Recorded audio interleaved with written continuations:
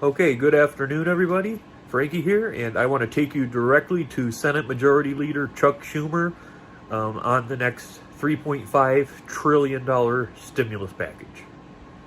Good. So this was one of the most significant legislative days we've had in a long time here in the United States Senate.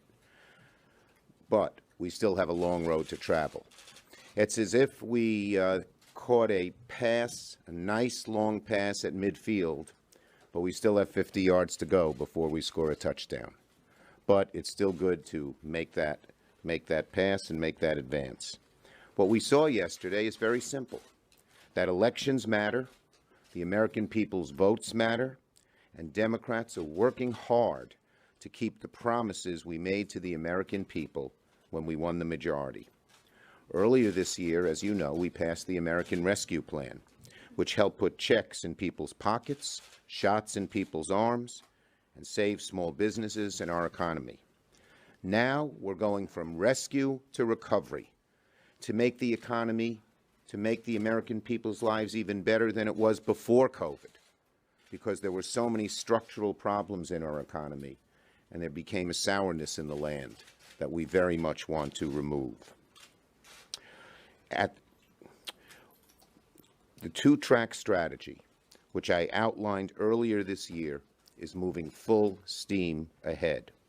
When I first said we were going to pass both the bipartisan infrastructure bill and the budget resolution before we broke for the August recess, many said it was an impossible task.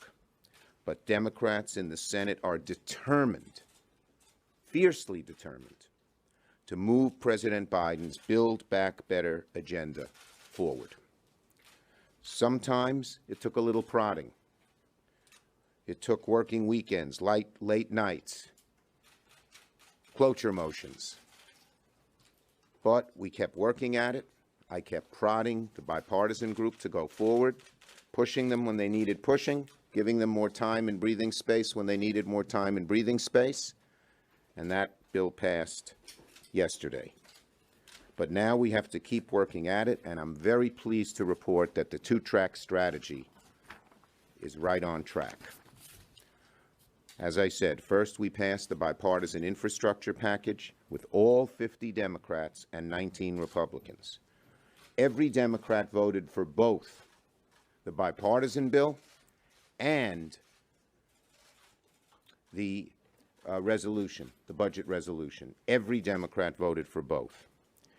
And the first bill, the bipartisan bill, was a long overdue step to revitalize America's infrastructure and give our workers, our businesses, our economies the tools to succeed in the 21st century. The bipartisan infrastructure bill will put America on track to lead the 21st century in both productivity and job creation for decades to come.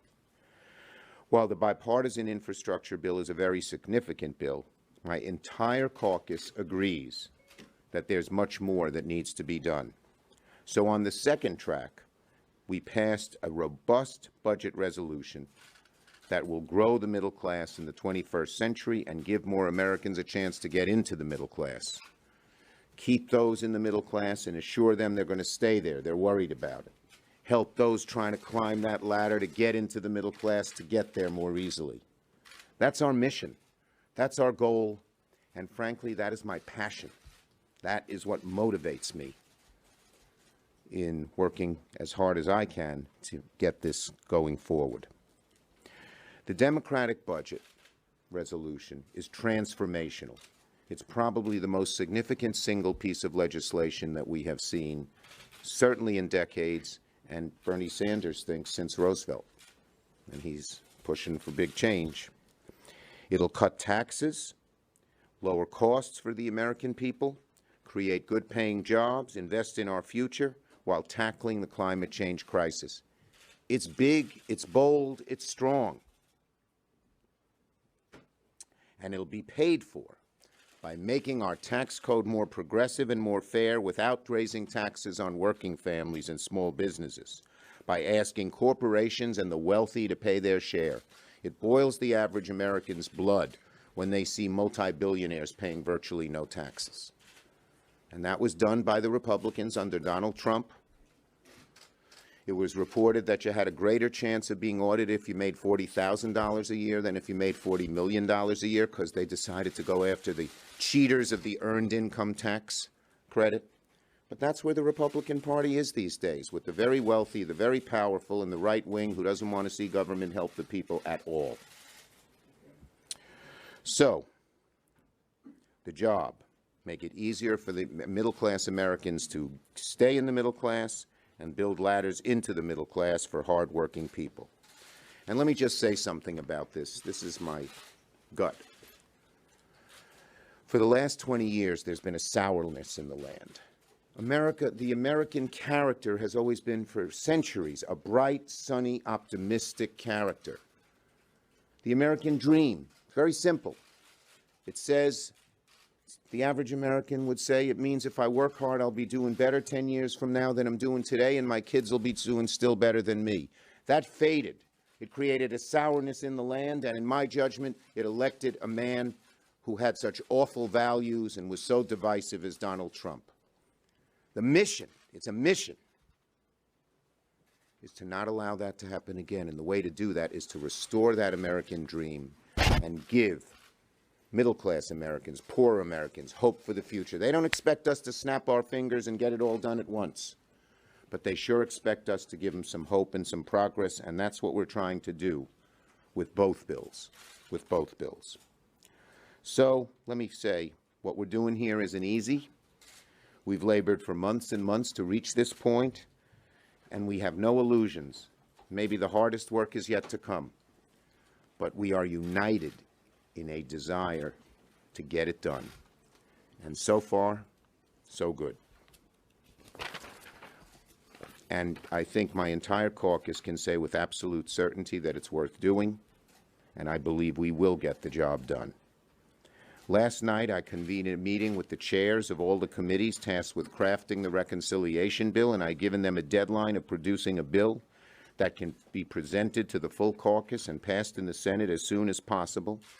Every committee chair is going to be meeting at least on a weekly basis, maybe more often, with their members, and we will do weekly Zooms with them as well. We're going to be working very hard in the next few weeks, the next month, frankly, to get that reconciliation bill ready in September. That's a hard job and such a large, important bill, but we're going to roll up our sleeves and work to get it done.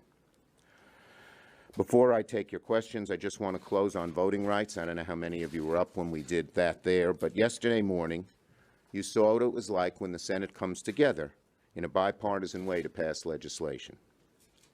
This morning, early this morning at 4 a.m., we saw what it looks like when the Senate refuses to come together, even on simple things that the American people overwhelmingly support on voting.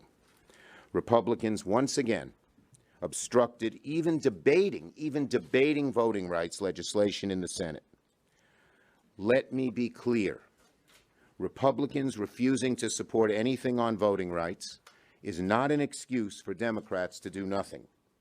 In recent weeks, as recently as yesterday, we've had a meeting of 9 senators, myself and 4 of the more progressive senators, Warnock, Merkley, Klobuchar, and Padilla, and 4 of the more moderate senators, Manchin, Kaine, Tester, and King. And we're making great progress to come together with a very strong voting rights bill that every Democrat can support. So we are going to come up with that legislation. We're going to rally around it. And this morning I filed cloture on a vehicle to allow the Senate to take up that compromise voting rights bill when we return. Voting rights will be the very first matter of legislative business when the Senate returns to session in September.